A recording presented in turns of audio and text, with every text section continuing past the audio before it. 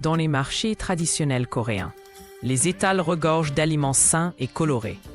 Les légumes fermentés, comme le kimchi, riches en probiotiques, favorisent la digestion et renforcent l'immunité. Les pousses de soja, faibles en calories, mais riches en protéines, sont un ingrédient clé des régimes minceurs. Selon une étude de 2020, la cuisine coréenne traditionnelle contient 30% moins de graisses saturées que les régimes occidentaux. La soupe aux pousses de soja, ou kongnamulguk, se prépare avec des ingrédients simples mais puissants. Les pousses de soja, bouillies lentement, libèrent des isoflavones qui aident à réguler le métabolisme. L'ajout d'ail et d'oignons verts augmente ses propriétés anti-inflammatoires. Cette recette, vieille de 2000 ans, était déjà mentionnée dans les textes médicaux de la dynastie Joseon pour ses vertus dépuratives. Les voisins s'assemblent pour discuter des effets étonnants de cette soupe. Une étude récente montre que consommer 300 g de pousses de soja quotidiennement réduit le cholestérol LDL de 15% en un mois. La vitamine B2, présente dans le plat, aide à transformer les graisses en énergie. Cependant, les nutritionnistes avertissent que ces effets dépendent d'une préparation précise et d'un régime équilibré. Un pharmacien local examine la composition de la soupe avec des instruments rudimentaires. Il découvre que les pousses de soja contiennent de la daidzein, un composé qui accélère la décomposition des lipides. Le bouillon contient également des niveaux significatifs de potassium, essentiel pour l'équilibre hydrique.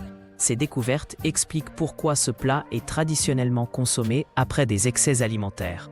Les résultats du pharmacien provoquent des discussions passionnées. Certains clients affirment avoir perdu 3 kg en une semaine grâce à la soupe, tandis que d'autres restent sceptiques. Les experts rappellent qu'aucun aliment ne peut à lui seul brûler les graisses. C'est l'ensemble du régime coréen, faible en viande et riche en végétaux, qui produit ces effets bénéfiques. La modération reste la clé. Un marchand peu scrupuleux tente de vendre la soupe comme remède miracle. Il ignore que les pousses de soja perdent 40% de leurs nutriments lorsqu'elles sont transformées industriellement. Les autorités sanitaires interviennent, rappelant qu'en 1953, plusieurs cas d'intoxication avaient été rapportés suite à la consommation de versions altérées de ce plat traditionnel. L'authenticité de la recette est cruciale.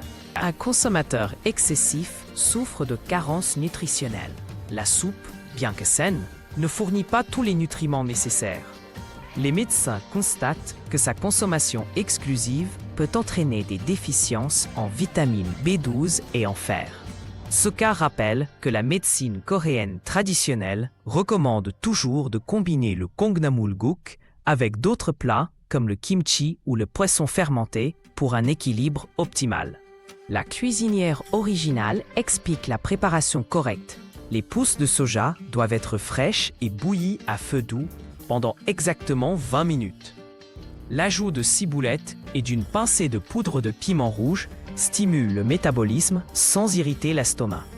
Elle insiste sur l'importance d'utiliser de l'eau de source riche en minéraux, comme le faisaient ses ancêtres dans les villages montagneux de Jeolla. Le quartier retrouve son rythme, intégrant la soupe dans une alimentation équilibrée. Les familles la consomment maintenant avec modération, accompagnée de riz complet et de légumes variés. Les statistiques montrent que les Coréens des années 1950, malgré des ressources limitées, souffraient moins d'obésité que les générations modernes.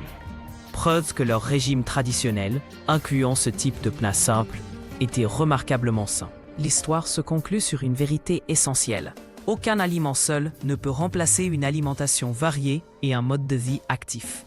La soupe aux pousses de soja, lorsqu'elle est préparée traditionnellement et consommée dans le cadre du régime coréen complet, représente effectivement un atout santé.